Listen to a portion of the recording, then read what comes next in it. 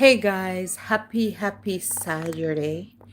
Welcome back to my channel, Simply Michelle, and happy to have you. If you're here for the first time, yes, so today is a rerun of my playlist, Working on Watch Hours. Remember to listen, thumbs up, and even leave a comment and let me know how you feel about the story. All right, listen while you have a wonderful day.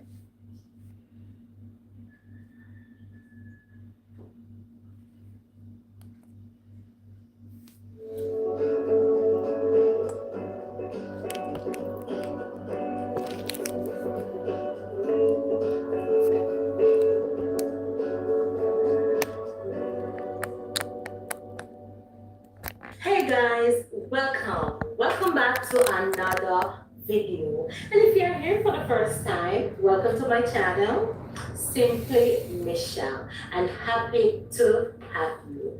Yes, I have been reading the book called Chance at Love, written by Ma, of course, and it's going with Greg and Amara. Oh my god, guys, yes.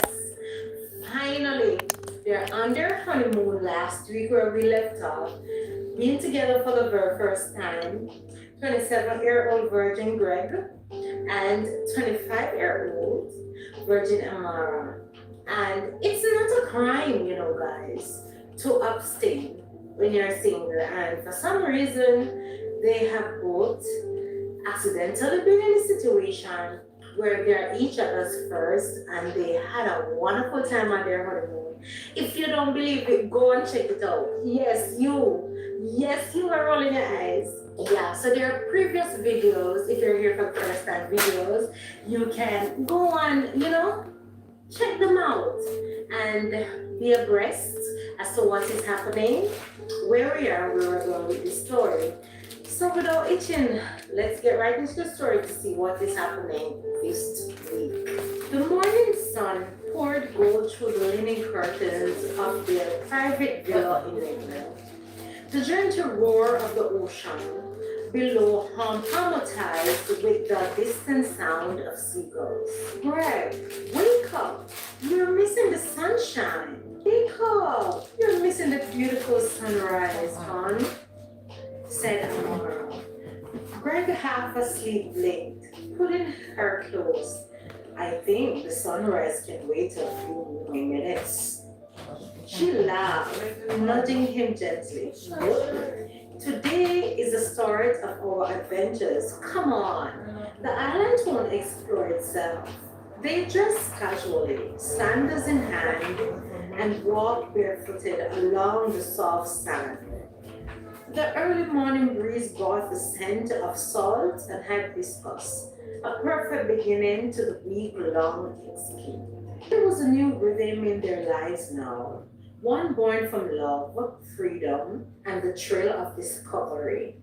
I have read about this food, but nothing prepares you for the smell. Their first stop was a local jerk shop, tucked along the coast. The smell of sizzling meats, peppers, and smoked spice welcomed them. Then let's taste it and see if it lives up to the hype, said Greg.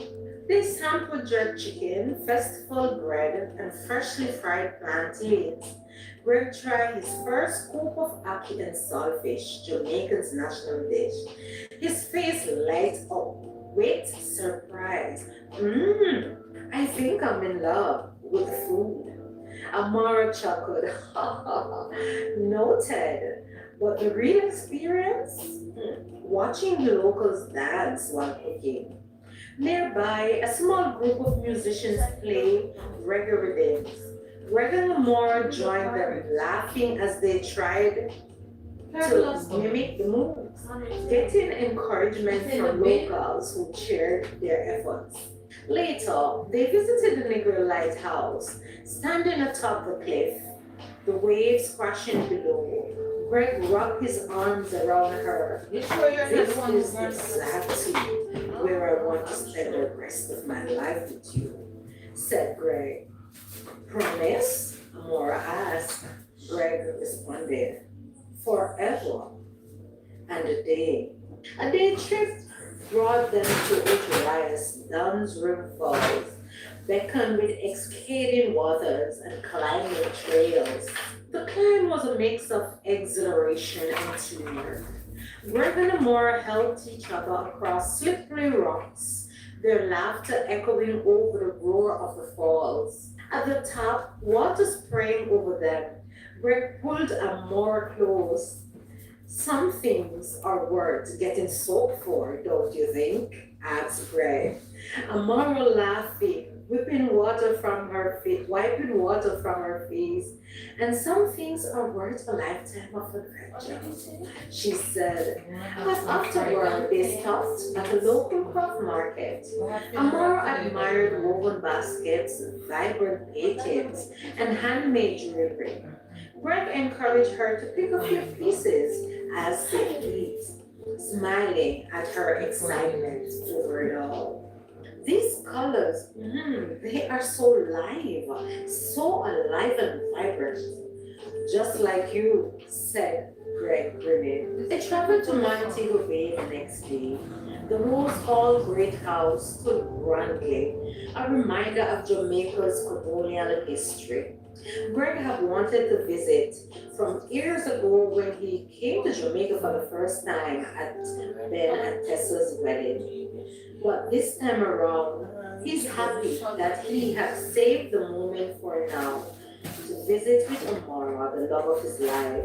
It's beautiful, but it feels heavy too, said Amara. Greg looked at her and shook his head. History always carries its weight. But look at how far we have come. History shaped this land, but we are making our own history. Walking through the gardens, Amara inspired for her art. She sketched a few quick lines in her notebook, capturing the light falling on the old mansion. I think this place has just added a few new layers to your talent, my love, said Greg. They enjoyed a quiet dinner afterward at a seaside restaurant, savoring grilled lobster and fresh tropical juices.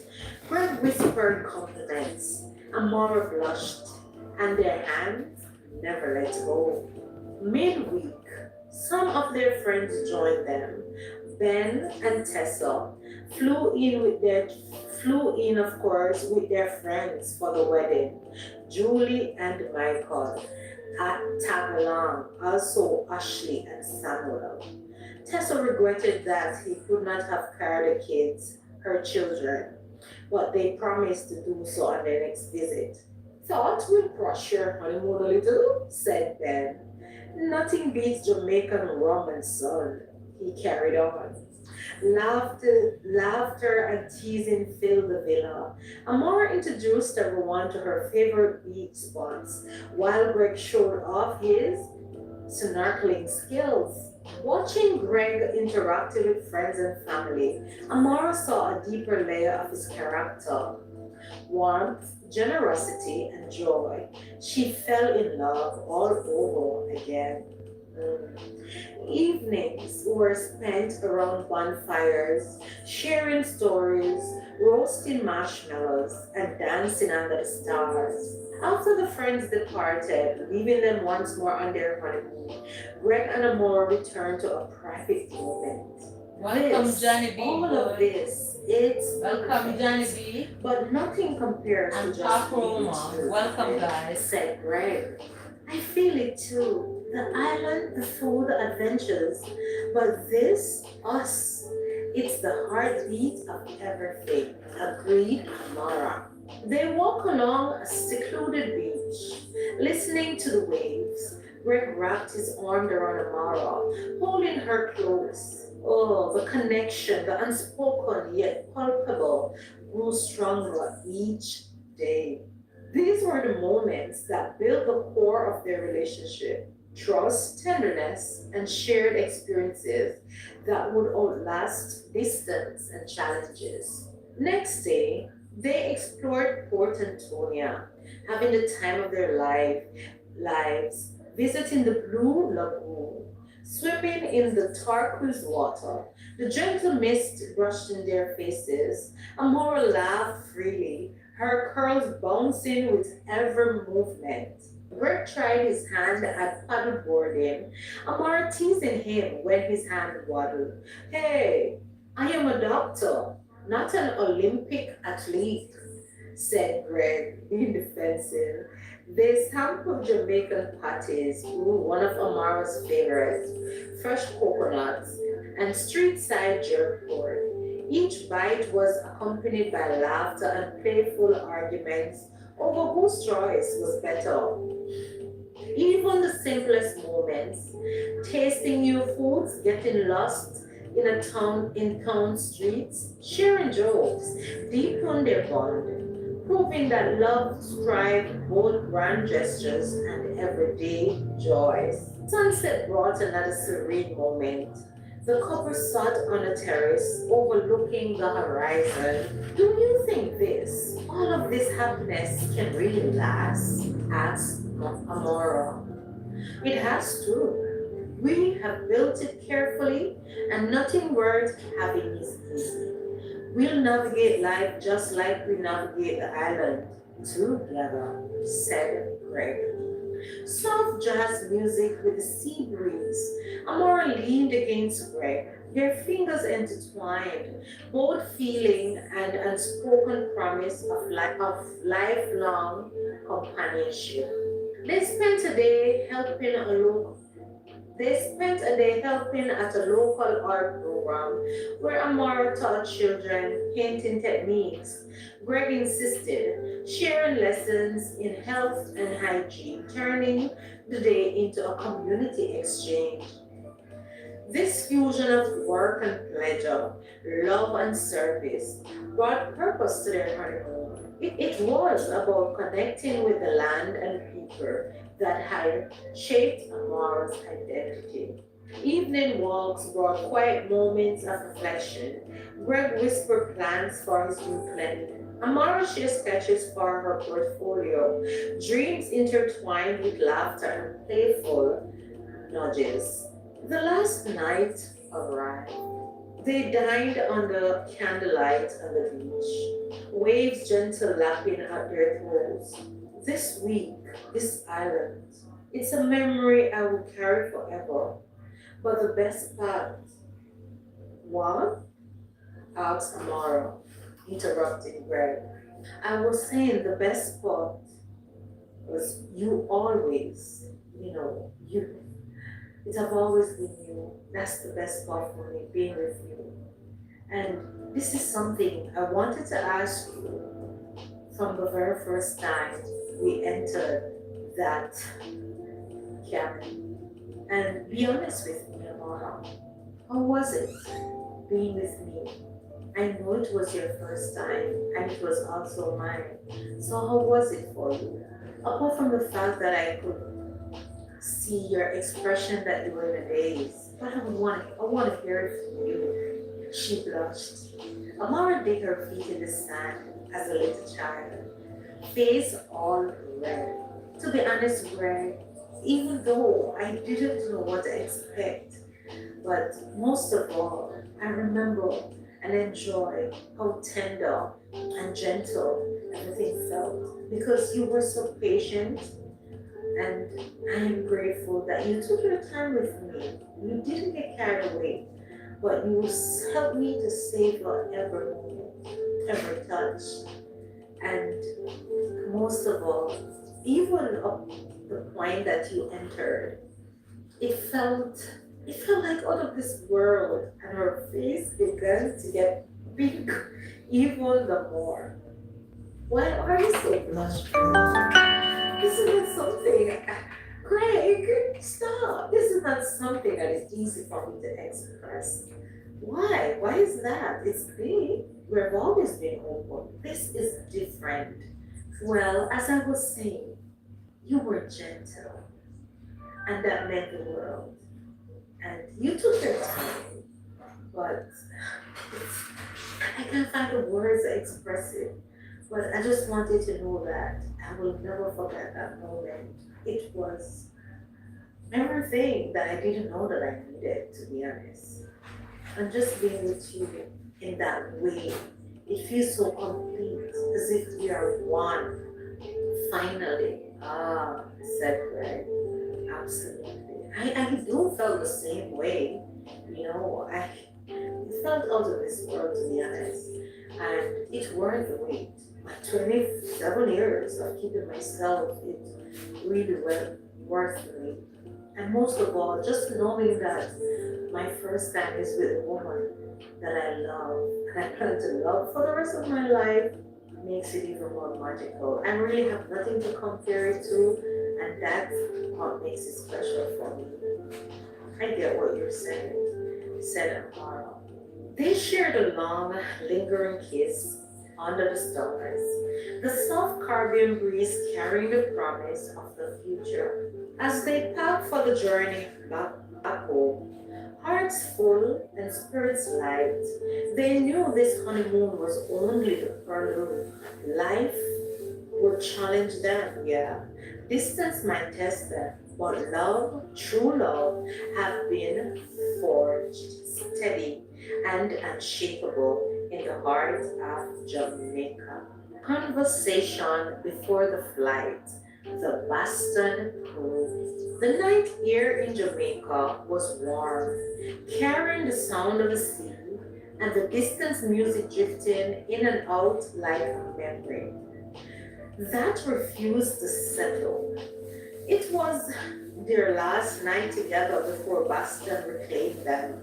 Ben and Tessa. Ben sat at the edge of the balcony chair, staring out at the sunlit water. Tessa noticed his quiet before he ever spoke. You were doing that thing again, she said. Ben glanced at her. What thing? Where you pretend you are relaxed, but your mind is already packing suitcases. He chuckled softly. Ha ha ha, got me. Tessa moved closer, resting her legs across his lap. So what's in your head? Ben exhaled.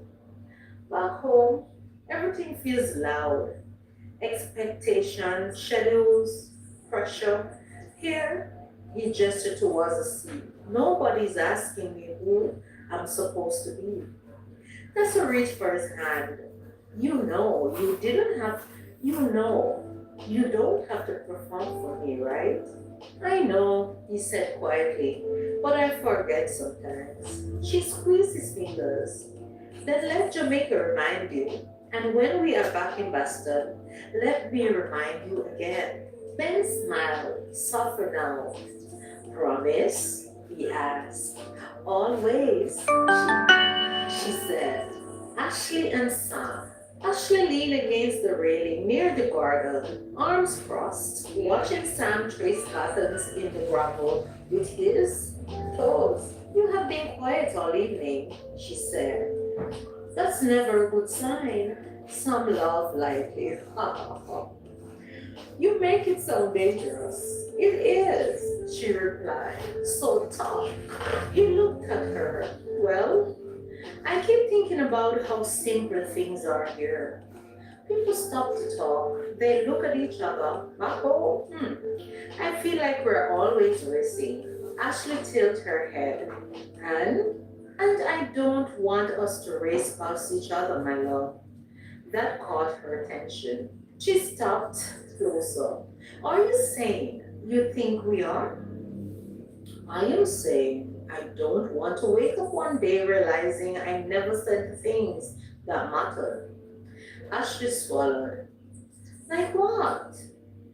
Some met her eyes. Like the fact that I chose you.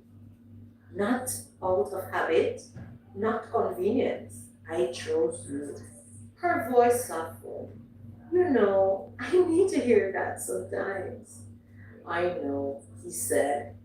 And I'm learning not to assume you already know. She smiled, brushing her tongue along his jaw. Good, because I choose you too. Every version of you, Samuel, Julie, and Michael. Julie scrolled through photos on her phone, stopping every few seconds. You are not even posting them, Michael said. What are you doing? Saving them, she replied. For later? Later when? When life gets busy again, when Boston feels old, I want to remember the version of us. Michael leaned back in his chair. You make it sound like we're going to lose it. Julie looked at him.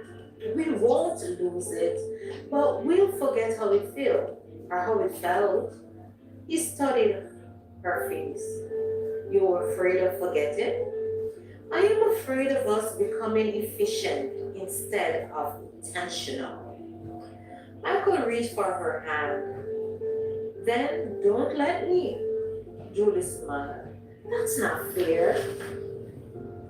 Maybe not, he said. But I'm serious. If you ever feel me pulling away, say it. I won't get defensive, you know. She squeezed his hand. You're growing. He laughed. Jamaica did that? No, she said gently. You did. The Boston crew all together. Later, they all gathered around a low table, drinks half finished, laughter easing into thoughtful silence. So Ben said, breaking it, are we all pretending we're not sad to leave?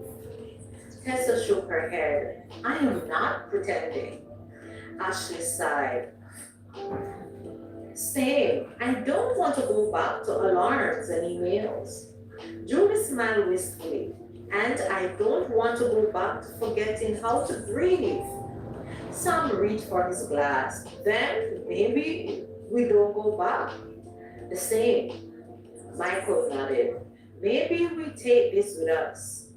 They clicked glasses, not loudly but meaningfully. Loving Jamaica. Amaru's world intertwined. Earlier that morning, Amara had spoken with her parents in Mandeville, their voices calm and grounding. You look settled, her mother said. I feel settled, Amara replied. Her father smiled. That's how we know you. You are where you belong, my child. Her brother joined the call briefly, his tone steady, confident.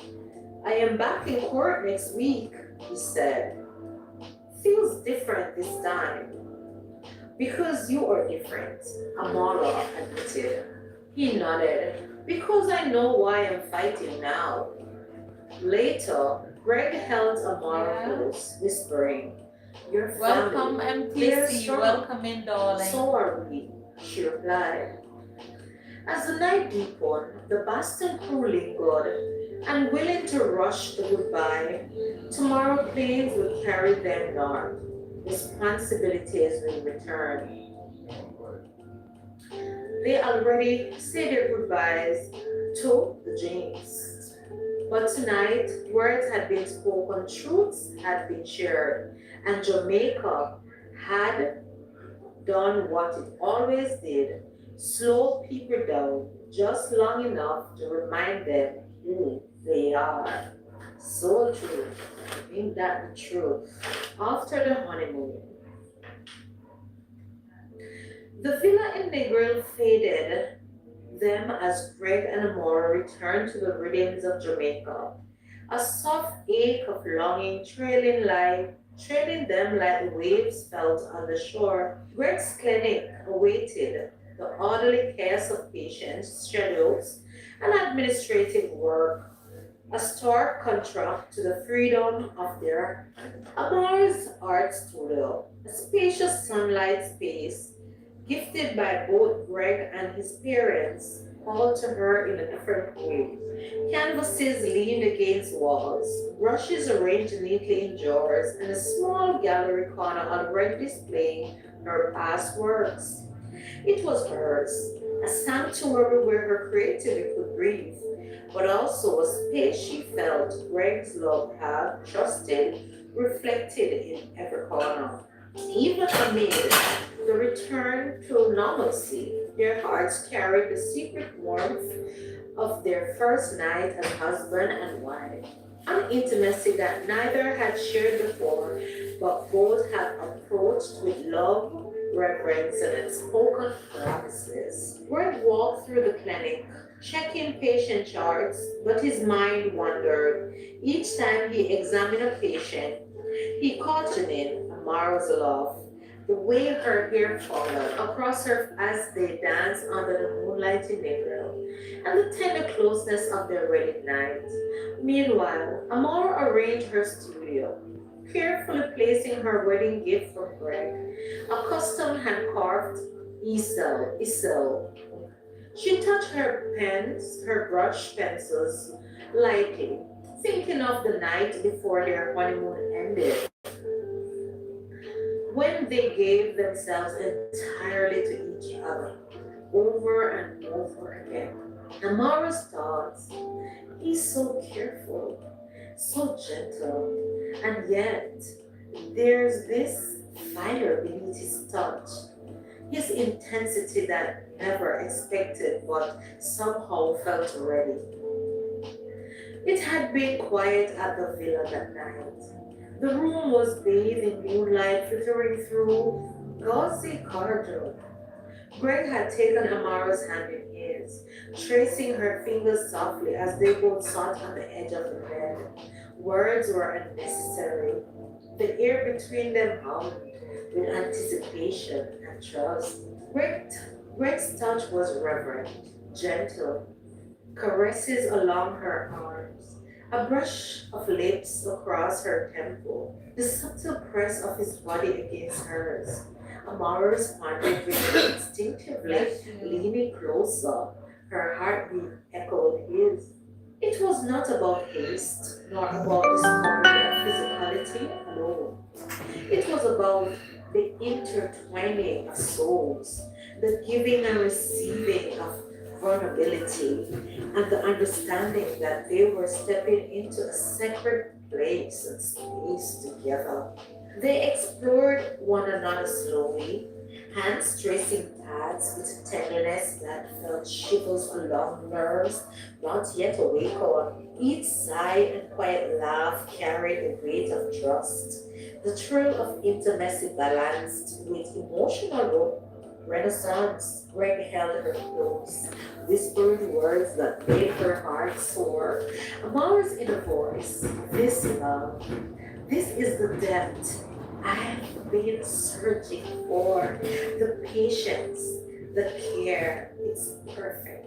Their bodies intertwined not with haste, but with rhythm.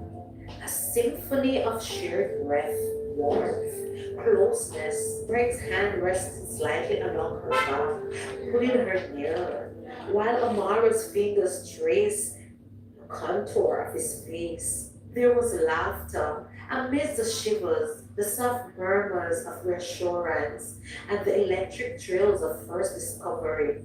No words could capture it fully. It was more a conversation of touch, glance, and heartbeat. Each movement deepened the connection, silence, affirmation of trust and adoration. Oh, just when I thought I have felt it deeper than I could have imagined at that first night, but right here, right now, oh my God, nothing compares. It really do feels different every time. She's having a total conversation all by herself in her mind.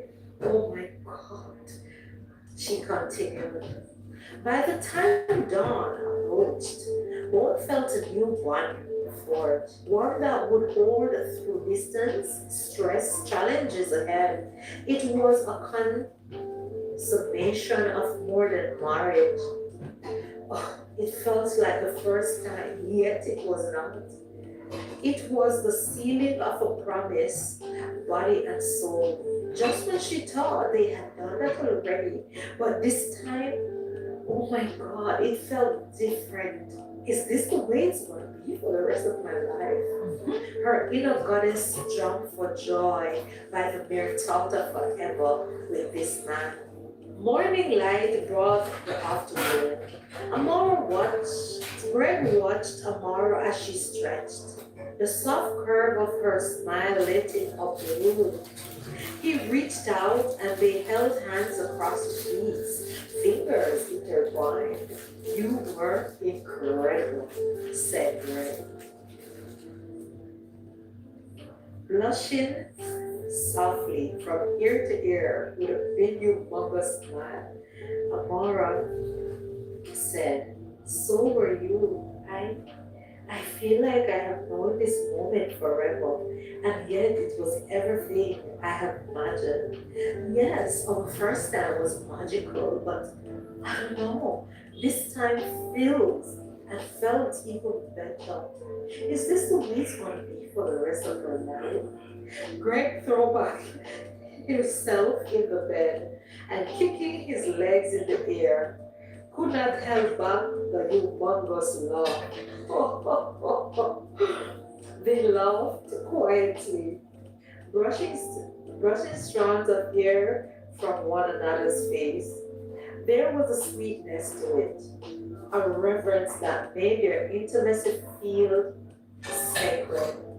Breakfast became casual, playful, a casual and playful affair, teasing, smiles, lingering touches.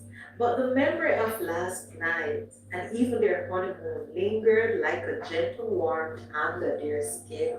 Back in their daily lives, the memory of that night fluid their connection. Greg moved through the clinic with easy smile, a spark of joy behind his eyes. Amara painted with renewed vigor, each brushstroke infused with love and a sense of belonging. Though they had returned now to reality, their hearts remained intertwined. The intensity of that night and so many times that followed, the tenderness and the shared vulnerability had given them a foundation, a deep intimacy that words could never fully convey, but that would echo through every challenge, distance, and decision that awaited them. In this chapter of life, their love was no longer tentative, it was real, seasoned by the closeness of shared bodies, souls, and hearts.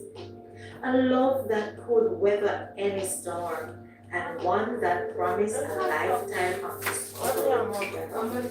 The morning readings and playful intimacy. The sun filtered through the windows of their new home in the grove, casting soft golden lights across the bedroom. Greg stretched his arm, brushing against Amara's side as they stirred beneath the sheets. A quiet laugh escaped her lips. You are awake and in my side of the bed, said Amara. Greg gritted. I think this side is officially our side, my love.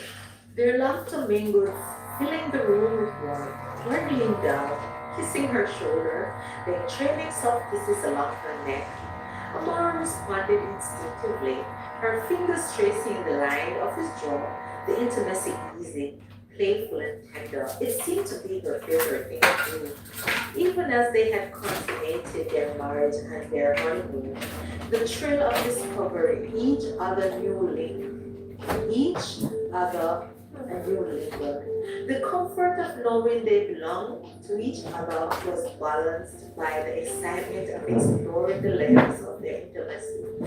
Sometimes gentle, sometimes teasing, but always meaningful. Juggling work and passion. By mid-morning, reality crept in, break down his scrubs and headed to the clinic, ready to face the day's appointments, while Amara moved to her art studio, brushing colors across canvas with soft, deliberate strokes. Their love had entered a rhythm, intertwined with responsibility. Greg found joy in seeing patients recover, while Amara strived on creating beauty. Yet thought of each other lingered, whispering across time zones and rooms. Greg sent a quick text to Amara. Coffee break, FaceTime for 5 minutes. Yes, Ah, Summer replied him almost instantaneously. Yes, but only if you promise to tell me one secret about the clinic today. And most of all, are you missing me? They laugh across the screen, the brief connection, a tender reminder of their marriage even when physically apart for moments in the day, evenings together. By sunset, they reconvened at home. Dinner was a collaborative effort. Greg chopped vegetables while Amara stirred sauces. Their playful teasing blended seamlessly with the scent of herbs and spice. Amara's teasing. You are supposed to chop, not taste everything, and rub herself against his rare Greg laughing. Are you teasing your what you're doing, Mrs. James? Quality control, my love. You wouldn't want me to eat bad vegetables, would you? And surely you wouldn't want me to be distracted and cut my hand. Amor tried to pass again, and this time deliberately brush his wear with her hips. I can see that you're troubled, Mrs. James, but I can fix that easily for you. You just have to say, said Greg. Afterward, they settled on the couch, legs intertwined, sipping wine, fingers brushed, absent-mindedly, small kisses pressed against the foreheads, and whispers of love filled the air. In the simple moments, preparing dinner, laughing over minor mishaps, holding hands, their bond deepened. Married life was not just about passion, but also comfort, trust, and delighting in each other's company. Later that night, as they moved to the bedroom, the playful teasing enveloped into quiet, intense moment of intimacy. Greg's hand brushed her hair away from her face, lingering at the cheek, at lingering at her cheek. Amara responded with soft murmurs, their bodies drawn together naturally. Every touch, every glance, every whisper and word carried meaning.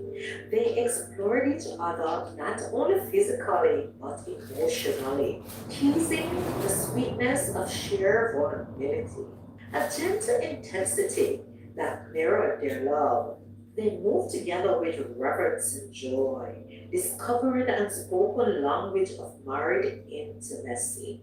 It was a rhythm of tenderness and longing, soft sighs and heated closeness.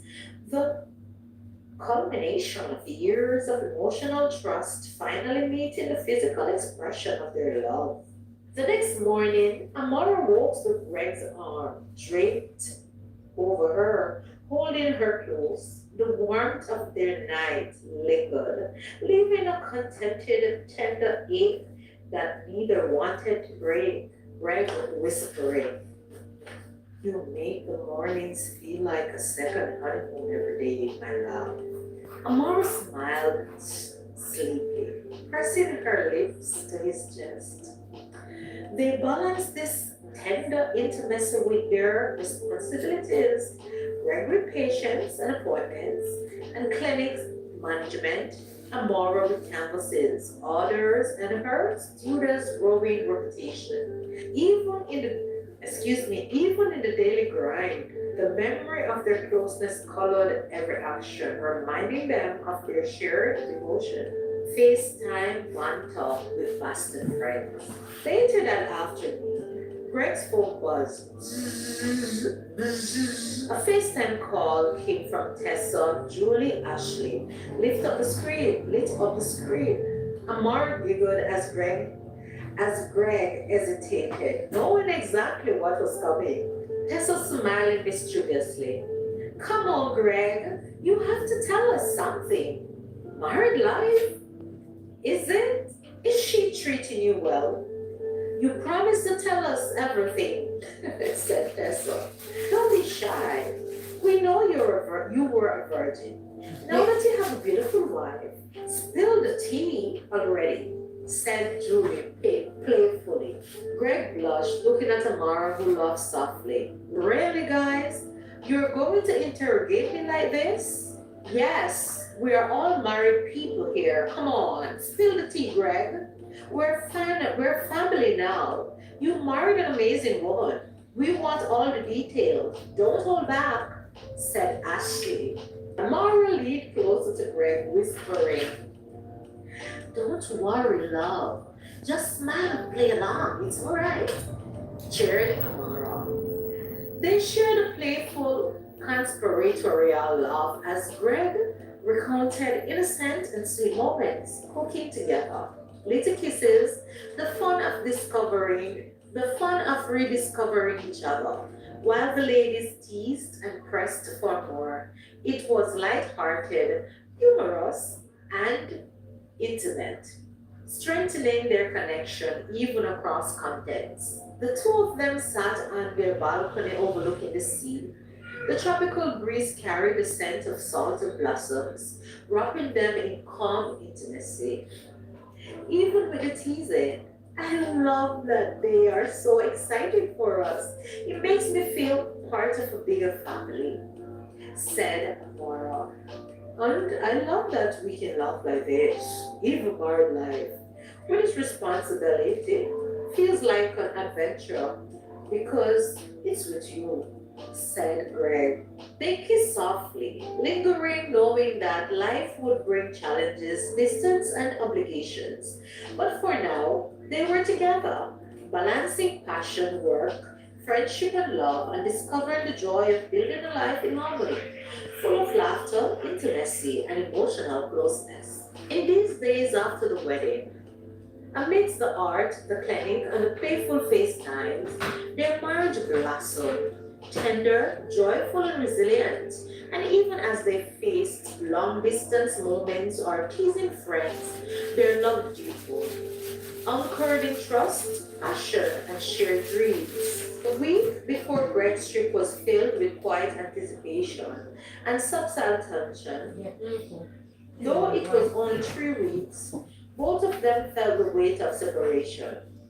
I hate leaving you for long, even for a conference. Amara smiling, but a shadow in her eyes. You'll be back before I know it, and I'll keep busy in the studio. The packing was done slowly, deliberately. Greg carefully folded his suitcase, his hands brushing against the small travel bag where he had tucked a few personal letters for Amara. She had teased him about it. Letters? Really? You are becoming old fashioned already.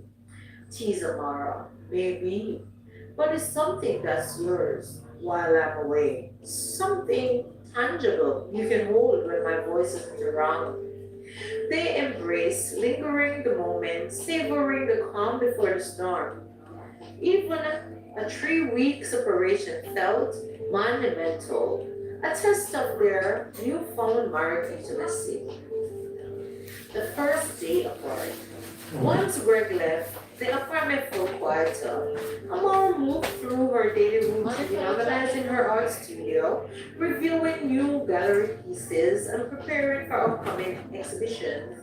Each brushstroke, each color choice carried a subtle whisper of him. Memories of their honeymoon, their late night talks, their shared laughter. Greg, meanwhile, navigated the whirlwind of international conferences, sessions, panels, networking events. His mind, however, never strayed far from tomorrow.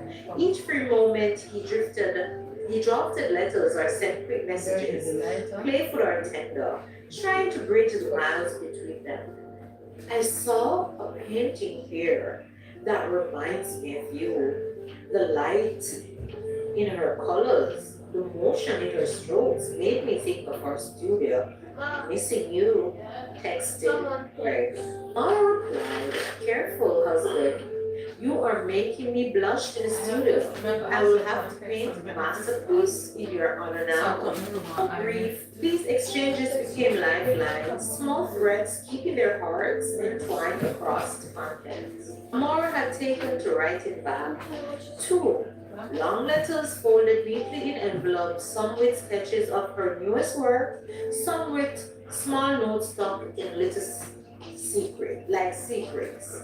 Greg read them quietly in hotel rooms at night, holding them close as if they carried her scent. Video calls became a daily ritual. They would steal a half hour in the evening just to see each other's face, hear each other's voice, share a laugh. Amara, during one call, Mr. Lee in the kitchen today, Michael. it feels strange. The apartment is so quiet without you. Greg replied, reaching towards the screen as if he could touch her. And it feels strange here too, like a part of me is missing. He agreed. They laughed, they teased, they flirted, but beneath it all lingered the ache of physical absence. Each season with humor and love, it was the first time they felt the strain of distance, an emotional throw that weighed quietly on them both. Mara stayed late in her studio, working obsessively, avoid thinking about the hours without him. She painted in bursts of colors and shadow, her emotions spilling across the canvas. Greg, in contrast, found himself wandering through the conference halls, distracted by thoughts of this man, the curve of her hand and body, the way she laughed when he teased her about cooking. Small emotional strains of separation, even if short term. Maintaining intimacy through letters and video calls and small gestures. By the end of the first week, Greg sent a carefully packed box to Amara, letters, a few small gifts, and even a pre-recorded video message that would play if she felt lonely. Amara's heart swelled when she opened it, tears brimming at the tenderness of the effort. Amara texted, "You spoil me too much, but I love it." And that warms Greg's heart. Greg responded, "Only because you are worth every bit. 3 more weeks and I'll be back where I belong." They agreed on a countdown. Every day they would check in, send little snaps of their day, letters or sketches, ensuring that despite the miles, their lives remain interwoven, separated. Their love strengthened. Each letter, each call, each shared story was a thread weaving them closer. Distance became a test, yes, but also a mirror, showing them how deeply they cared, how much they were willing to invest in each other's happiness, and how vital they were to each other's daily experience. Both have known how important it is as marriage couple to keep the intimacy and the closeness, though oceans apart. And guys, this is where we'll stop for today. Ah, what a biggie! Oh my god, I love it. I love that even after they have left their honeymoon and have to return to normalcy, everyday living, they are keeping the fire burning. Oh, it warms my heart. And to be honest, guys, even though now we have to go away for weeks overseas to on a conference, at a conference. And I like the way they keep in touch with the little notes, the little text or video calls. Listen, this is what it takes to make marriage work. You have to try to keep the fire burning. There's no excuse. Here, married people and people who are in devoted relationships, but sometimes you have to leave each other and you're miles apart. Yes, it can work. You have to make it work. Alright guys, so we've come to the end of another video and I just want to say thank you. Thank you if you're making it thus far and if you're here for the first time, Remember to subscribe, like, and share. And continue to watch the videos and leave your comments in the comment section. I appreciate each and every one of you guys. And like I always say, Philippians 4, verse 13. I can do all things through Christ which strengtheneth me. So whatever you find to do today, do it to the best of your ability.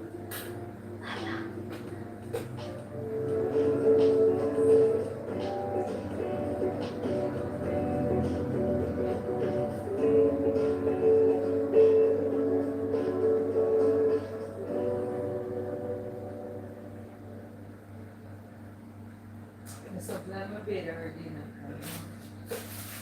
So comb my hair and tie it up for the funeral. Brother Shaw.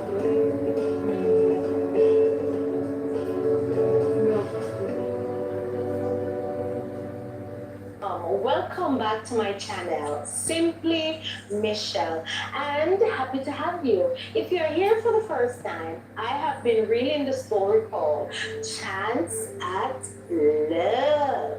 And of course, there are previous videos that you need to check out, so therefore you can keep abreast to know where we're coming from and where we're heading with the story. Yes, so my darlings, as you know, because you have been watching, Greg and Amora, they're out their honeymoon, and Greg is in Boston at a conference for 3 weeks. They're 1 week in. The journey have not been easy, the distance and all of that being newlyweds. However, they're trying to juggle what? Work and romance. So, without itching, let's get right into it and see what the happy couple are up to. Chapter 50, the second week apart. Greg sat in a conference feeling a bit annoyed. He had been waiting all morning to hear from Amara. He had texted her earlier asking how was her night, but still no answer, even though he saw that she had read the message. Lost in thought, his phone buzzed. He smiled, then whispered, "It's about time, Amora." Soon disappointed to see it was not his wife, Greg's smile disappeared immediately. "Amelia?" he muttered under his breath with a frown on his face, and as if what could have been a reason for her to be calling. And immediately, he swiped away the call. The phone continued to buzz repeatedly. Nevertheless, he refused to answer her. Soon after, Amara texted, "Good afternoon, babe. My apology for taking so long to respond. I have some clients earlier that I wasn't attending to. My night was cold without you. To say I miss you is an understatement. How have your day been? Are you enjoying the conference?" she asked. "Now that I know you're fine, my day is looking rather better. The conference is fine. Can't wait to come home to you, my darling. Sorry to hear your morning was a buzzkill. Anyway, wish I was there to rub your tired feet," expressed Greg. Amora read the text and gave a sharp laugh, loving the idea of Greg rubbing her feet. "I sense something is off. Do you wish to share? Or do you rather to speak about it later after the conference?" she asked. "I could never hide anything from you, my love," he said. "So what is it? Spill it already," she demanded. "It's Amelia," said Greg. "Amelia? Your ex?" exclaimed Amara. "Technically, for her to be my ex, we would have to have been dating or been together," said Greg firmly. "Okay, anyway, you know what I mean," answered Amara. "Well, she had been blowing up my phone all morning," said Greg. "What the heck for?" asked Amara. Frankly, I don't know, and I sure as hell don't care, shouted Greg, annoyed. You mean you didn't even bother to ask? She said, being angry. Greg got up and went to the men's room to further speak with Amara. This time, he bothered to call, sensing her annoyance. Hello? Hello, Amara? Yes, I'm here, she responded. No, I didn't answer the call. I just ignore it, said Greg. You may not want to hear this. Nevertheless, I'm going to say it anyway. I think you should have answered the call, Greg. Why should I? We haven't spoken in the last 5 years. It was just an arranged marriage that neither of us wanted. So why should I answer her call now? Expressed Greg. Okay, point taken, well said. Still, maybe it's just me, but I think you could have answered. Just to find out what she wanted. At least then we'll know what was on her mind, don't you think? To be honest, Amara, my darling, I really don't care what's on Amelia's mind. But if it means that much to you, provided she didn't get the message that I didn't want to call to talk to her, can we talk about you now? Asked Greg. Amara laughed out loud. All right. That's more like it. What's your plan for the rest of the day? Asked Greg, changing the subject. Well, I do have a bowl of chicken feet soup with my name written on it. After which, catch up with my dad. I promise to call him later after dinner. Sounding good, but something is missing, don't you think? What's missing? She asked. You're kidding me, right? Asked Greg. I'm just pulling your leg, laughed Amaro. Easy, Mr. Loverman. I would not miss your face. I will not miss our FaceTime for anything in the world. So you can calm yourself, said Amaro. So, what are you wearing? He whispered. Uh, Talk about sudden change of events, said Amara, laughing. Arm settled over her as Greg continued speaking soft into her ears in the phone. Where are you exactly? Aren't you afraid of someone hearing you? She's, she asked, feeling blushed. No need to worry. I'm in the restroom. The conference is finished for today. I can hear the others leaving. I am not in any rush. Are you? He asked. No, I'm not. My work is finished for today as well, she responded. The hallway outside the restroom grew quiet. Greg leaned against the sink, the tension of the day finally loosening. Hearing Amara's voice softened everything, the irritation, the unwanted reminder of a past that no longer mattered. He told her how her voice had steadied him, how it reminded him of hope, of what was real. In her study in Jamaica, surrounded by half-finished canvases and the lingering fatigue of a long day, Amora smiled, letting his words wash over her like a familiar comfort. Amora reminded him to rest, to eat, to not carry the weight of other people's expectations, past or present. There was no jealousy in her tone, only quiet confidence, the kind that comes from knowing where she stood in his life. When it was time to end the call, they lingered a second longer than necessary. I miss you, he said. I know, she replied, her voice warm and steady. But we're okay. They both agreed and ended the call with sweet goodbyes. Later that evening, after the bowl of chicken feet soup, a long, soothing bath, Amara rested her head against the back of the coach, finally allowing the day to settle. She had promised to call her father, but before she could, her phone rang. Dad? she asked, between rubbing her sleepy eyes and stretching. Mora, I know you said you'll call, but I couldn't wait, to be honest.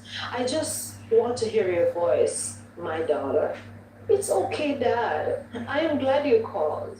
I was just resting, and there was a pause. I have been doing a lot of thinking lately about you, about us, and I owe you an apology. One I should have made years ago. Dad, no, let me speak. I didn't listen to you the way a father should. I heard you, but I didn't truly listen. I doubted your choices, your dreams, especially your art. I thought I know better. That hurt back then, Dad, said Amara. I know, and I'm sorry. I see now how wrong I was. You stayed true to yourself when it would have been easier to give up.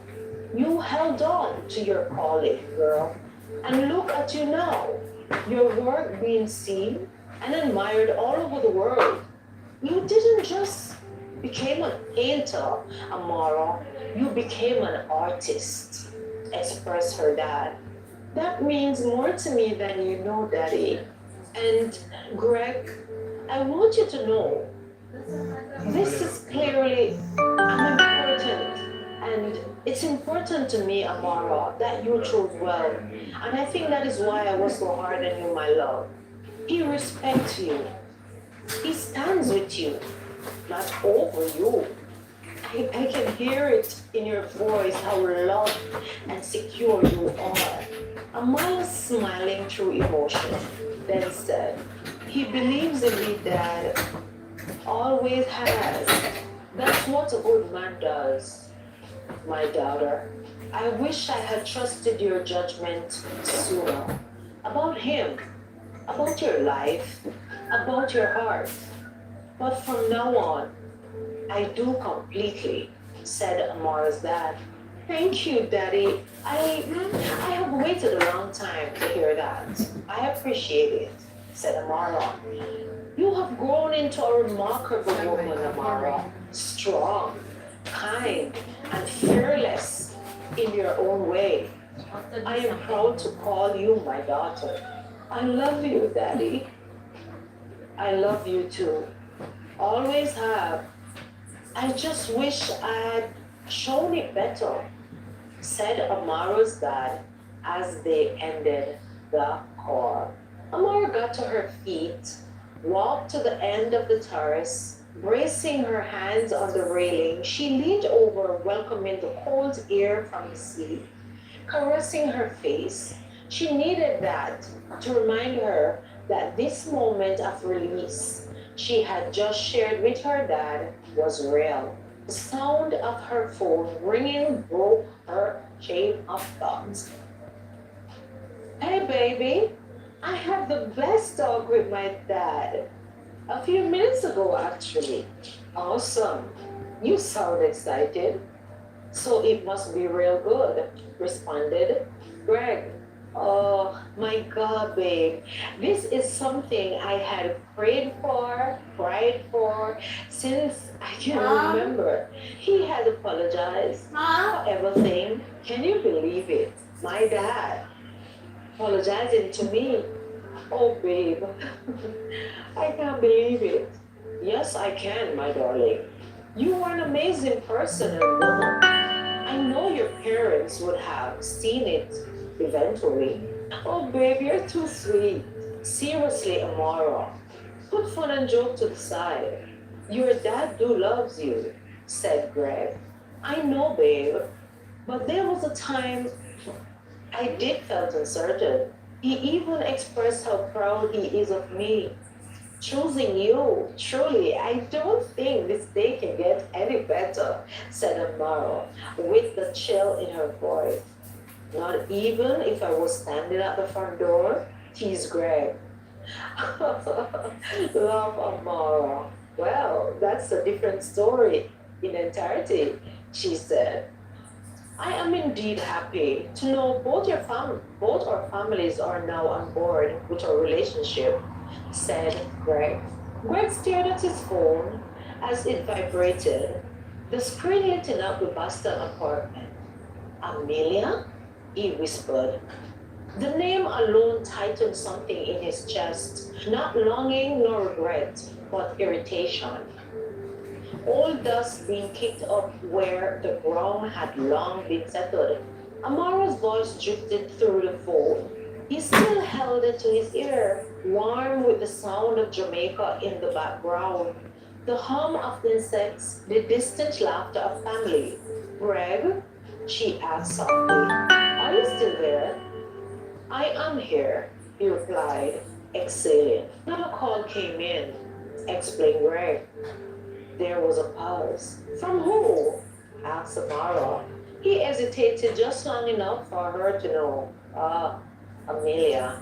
Amara didn't react the way people expected wives to react. No sharp intake of breath, no accusation, just calm. I don't have to answer it, said Greg quickly. Neither do I want to.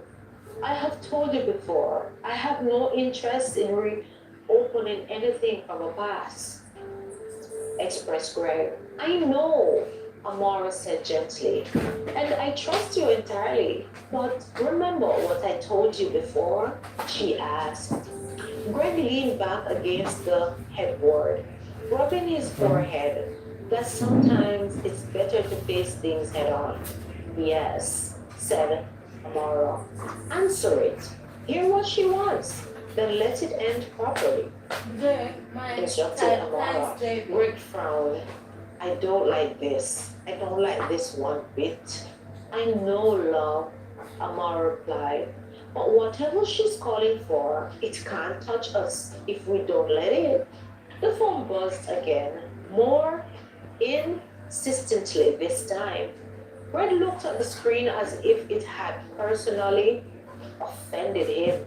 All right, he muttered. I'll answer, but you stay on the line. I'm right here, Amara said. And always. Greg switched the calls. Hello. There was a brief silence. Then a voice he knew, all too well, smooth, deliberate. Gregory? Amelia said. So you finally picked up. What do you want, Amelia? Greg asked flatly. No pleasantries? No nostalgia? She laughed firmly. Straight to the point. Marriage hasn't softened you, I see.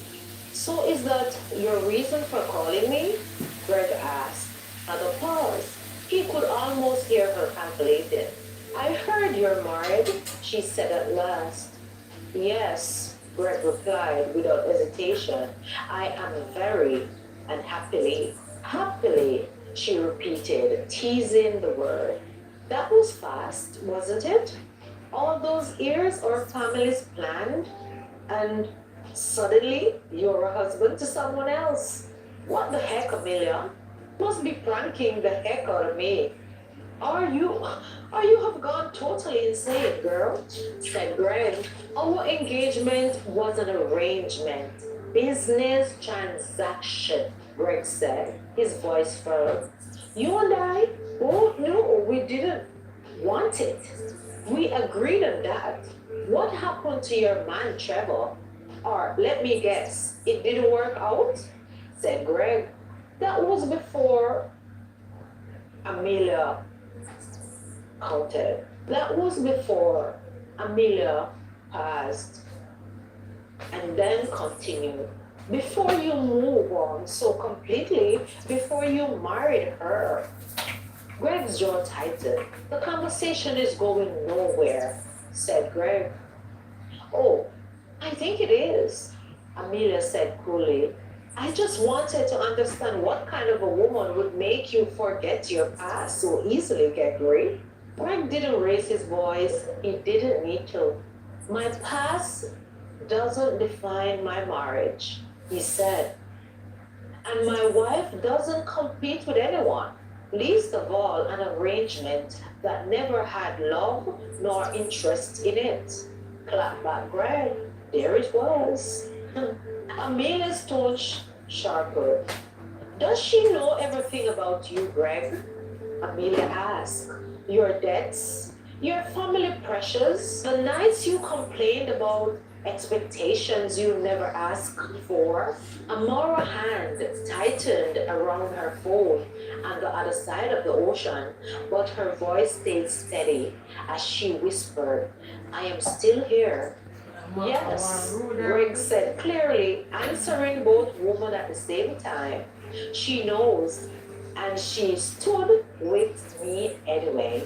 Amelia scoffed. For now, that's enough, Greg yelled. If you call to stir up old ghosts, you are wasting your time. I chose my wife. I chose her every day, shouted Greg. Silence hung between them, heavy and brittle. So that's it? Amelia finally said. You won't even consider? That's really it, Gregory? No, Greg cut in. There is nothing to consider. Don't call me again. He didn't wait for her to reply. He ended the call sharply. Greg sat there for a moment, phone in hand. His heart beat loud in his ears. Then he switched back. Amara? He called. I am here, she said. I am sorry you have to hear all that, said Greg. She smiled, even though he couldn't see it. I am not. She smiled, even though he couldn't see it. I am not. I heard a man who knows who he belongs to. Greg let out a breath. He didn't realize he'd been holding as a big smile washed over his face. She was trying to poke holes where there aren't any, said Greg. And she failed, Amara said simply, because there's nothing broken to exploit. Her inner goddess bowed and took a seat. Greg looked at the dark screen of his phone, then back at the window at the Boston night. I love you, he said. No one gets to come between us. Not now, not ever, expressed Greg to his wife. I know, Amara replied. And that's why her call came too late, said Amara. Miles away, Amelia stared at her phone. The line dead. How did he know about that no good Trevor? I wish I had chosen Greg over him. It took me so long to dump his ass. What am I going to do? Greg's marriage doesn't seem like something I can destroy so easily. It looks like it's already built on truth and trust, said Amelia.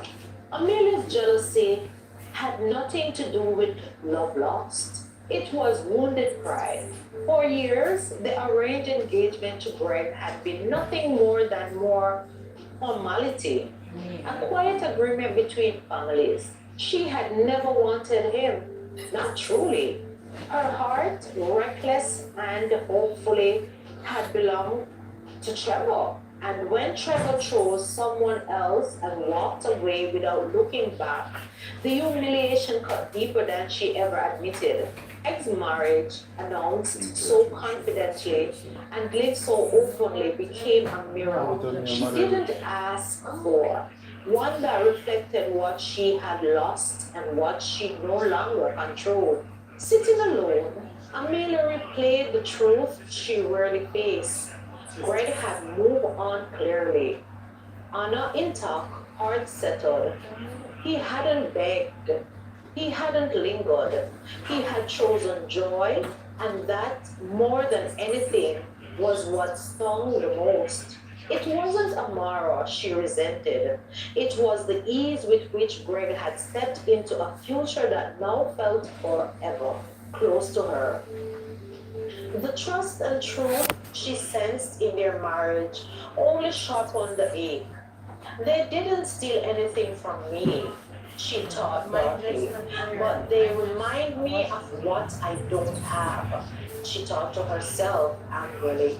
Meanwhile, Unaware of the full shape of Amelia's bitterness, Greg and Amara lean into the quiet strength they had built together. Their bond wasn't from obligation or expectation, it was chosen daily, deliberately, yet the past had a way of creeping forward when least expected, especially when fueled by rejection and pride. Neither of them knew that Amelia's jealousy wasn't romantic, but reactive, unpredictable. And as Amelia finally set her phone down, one thought settled with unsettling clarity. If I can't claim what I lost, maybe I can make sure no one else gets to enjoy it so easily. Somewhere between hurt and resolve, a line was crossed, setting the stage for what would be revealed. The question now wasn't whether Amelia could destroy Tomorrow's marriage, but how far she was willing to try. Guys, there you have it. Jealousy and escape. Well, we have come to the end of another video. And thank you if you've reached this far. If you're here for the first time, remember to subscribe, like, and share, and become a part of the Simple Michelle family and become a Simple Michelle darling. So, like I always say, Philippians 4 verse 30. I can do all things through Christ who strengtheneth me. So whatever you plan to do it to the best of your ability. Hey guys, thank you. Sorry for the noise a while ago with the car. Yeah, as I said earlier, I have to attend a funeral today. This funeral started at 11, so I'm fixing to leave. So appreciate each and every one that came in. Really do love and appreciate you guys and see you in the streets. Yeah, Johnny B, good, bless up yourself. MTC, JB, and all the others that are silent watchers. Appreciate you guys. Really do. All the others that are silent watchers. Appreciate you guys. So bless up yourselves. All right. See you guys later. Mwah, mwah, mwah. Much love. Enough respect. Bye bye. All right. See you guys later.